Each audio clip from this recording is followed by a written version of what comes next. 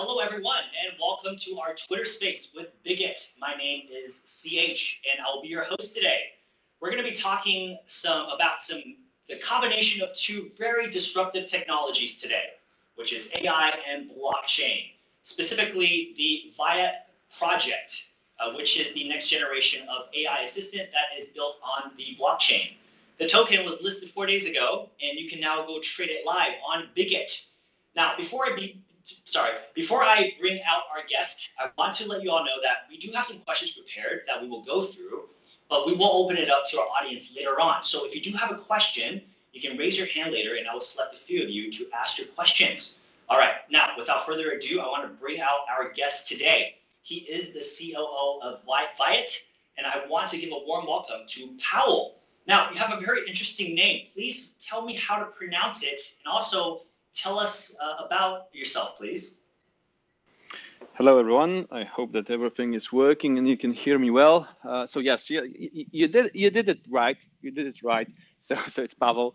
About myself, I'm a COO at VAIOT since 2019, actually. So it's been a pretty long ride already. Myself, I am professionally a trained project manager, meaning that earlier I worked for, let's say, more traditional market companies in the UK and in Poland, managing IT projects, managing compliance projects, etc., etc. Mostly for bigger corporations such as Aviva, Royal Mail Group, Addus, BNP Paribas, a couple of other institutions in the financial sector. And yeah, I mean, as I said, I'm at VAIOT since 2019, basically managing the operations and product development, overseeing product development. Very exciting. Of course, recently AI has seen a lot of interest from the public with the rise of ChatGPT. Now, of course, I wanted to get into VAIOT. I was hoping maybe you can tell us more about it. Perhaps you can share with us what products are you bringing to the market, and maybe you can expand upon some of the tech behind the AI that you have. Right, of course. So to fully understand the whole scope of services and the solutions that we're developing, it's important to mention that, as VAIOT is one of the projects, well, not many projects that are regulated, especially that VAIOT is regulated in Malta, so in the EU. We had to comply with several requirements, legal and regulatory requirements, when we were approaching and creating and building this project. One of them was that we had to prepare a professional business plan for our company, which also included, all the revenue streams, products that we're going to put into the market, etc., etc. And we had to develop it in cooperation with a well-known consulting company.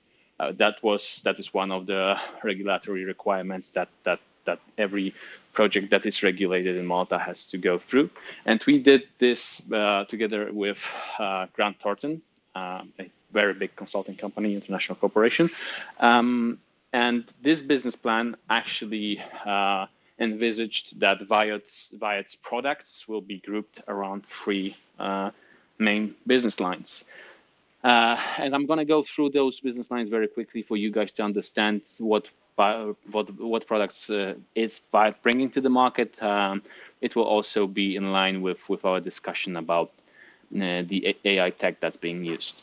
So very briefly, first of all, business line one was established mainly to ensure that the company has a steady revenue stream from B2B contracts. So our first business line is basically an assistant built for B2B purposes.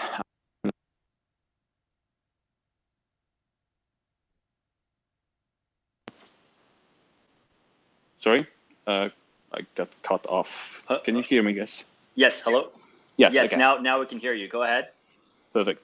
So coming back to what I was saying, so strictly B2B oriented, meaning that it's an AI assistant as an intelligent distribution channel of services and products, and it's very flexible, meaning that we can really adjust it to any customer or any company needs to digitize their business processes. We did have a POC with our first client, Supra Bazaar, so being a big retail store in Belgium, basically to enhance and to include AI Assistant as part of their e-commerce strategy and their e-shop, etc., etc. So we did a couple of other implementations with that proof of concept implementations for one of the exchanges as well for the digitization of KYC processes.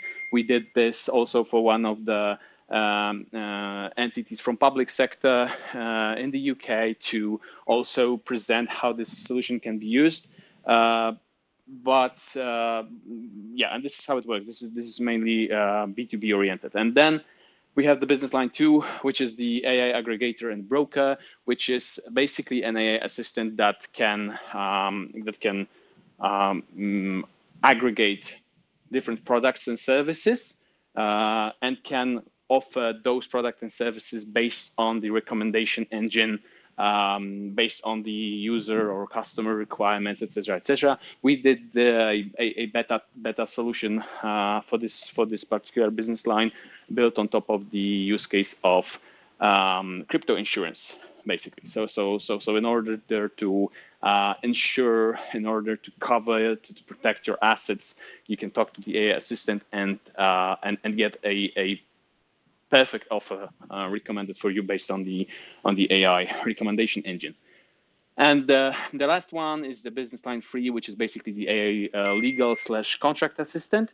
That is strictly connected to our main technology, which is intelligent contracts. It's a set of technologies, and this one is the solution that we had in mind when creating this company. So we basically thought about a solution that will integrate AI and blockchain to enable, first of all, wider adoption of blockchain, because from the very beginning we saw potential of this technology, and we understood that AI is one of the technologies that, when integrated, can help to basically increase the user base of blockchain technology to allow regular people to use this technology.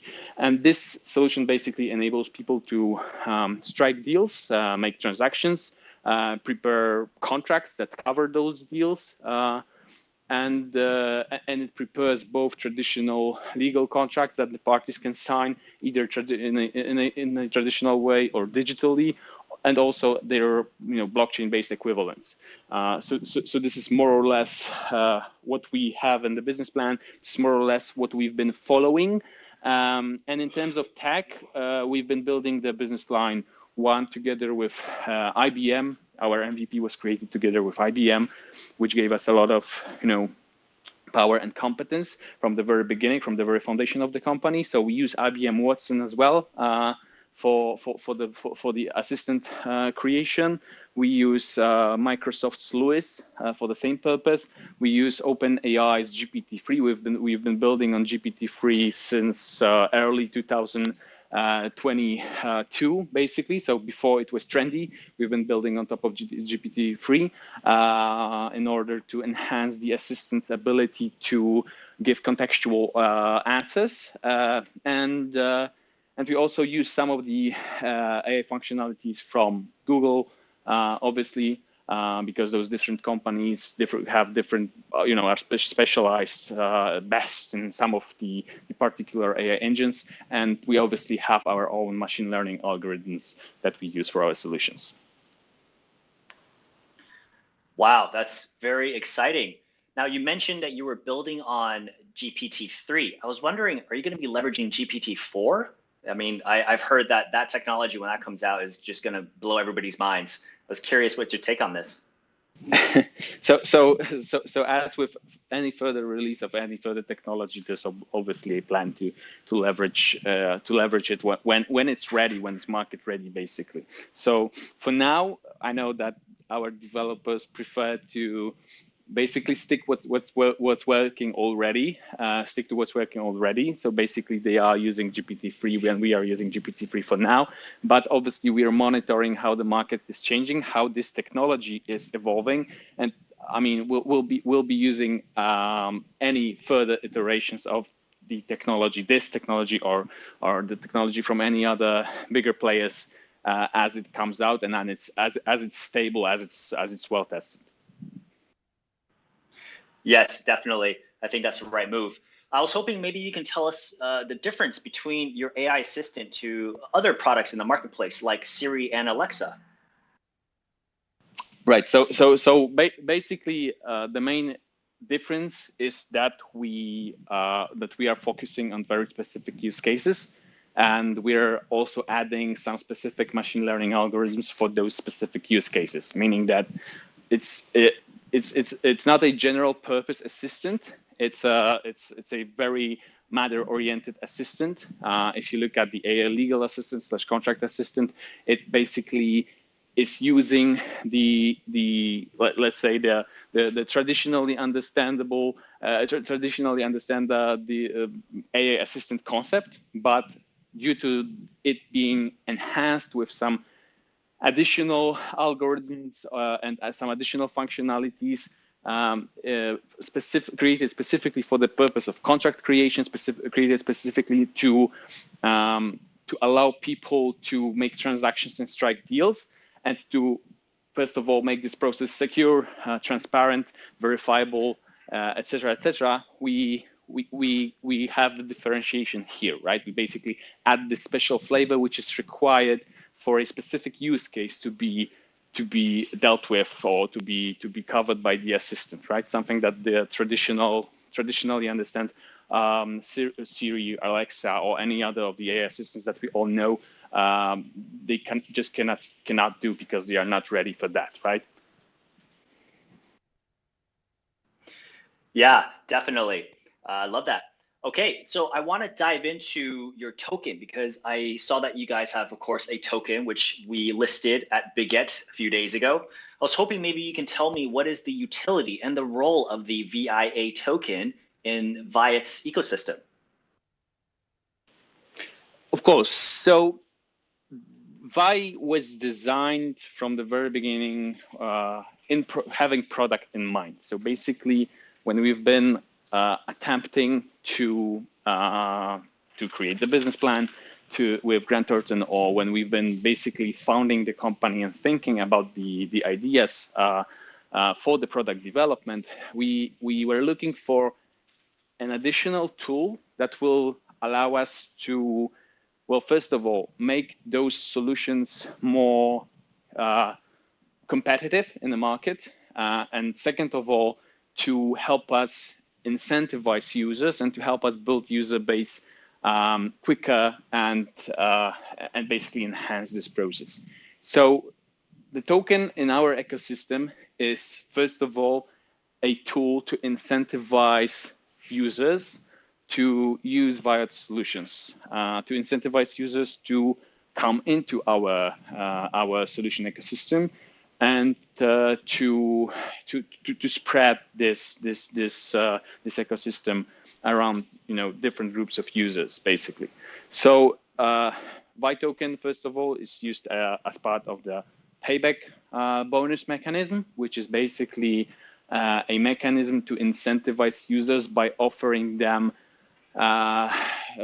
paybacks for any purchase that's being made through any of our assistants, meaning that each transaction that you make, each product that you purchase, gives you some money spent back in VAI tokens, which you can then utilize for the purchase of further services in the platform, right? Making them a discounted service, or to simply take out the VAI token for yourself, which obviously is related to some higher fees because we don't want to do that. But still, it's basically to incentivize users to make the services more approachable, to make the service more beneficial for the users. It's also used, of course, as a means of payment. And again, if you're paying with VAI token, you obviously get discounted price. You get some additional benefits and perks to incentivize users to come in and use our services, because basically, as one of the use cases that we've been covering, so the sales of traditional insurance shows, there are different services that allow to compare, choose, select insurance for any given purpose, but token in the mix allows to offer the same services or the same products at a discounted price, with some additional incentives for the users to use this particular solution to purchase a specific product, right? So that's also VAI being a means of payment. And then, of course, VAI holders are obviously incentivized to hold due to the fact that they are getting access to additional services or perks in the ecosystem. Obviously, VAI can be staked, and then there will be a single asset staking reopened. That's important, of course, for our holders who are with us already for quite some time. It will be reopened when we launch mainnet end of this month. So basically, to sum up, VAI is mainly to incentivize any potential, users to use our services. That's great. That's going to be a great token to keep an eye out for.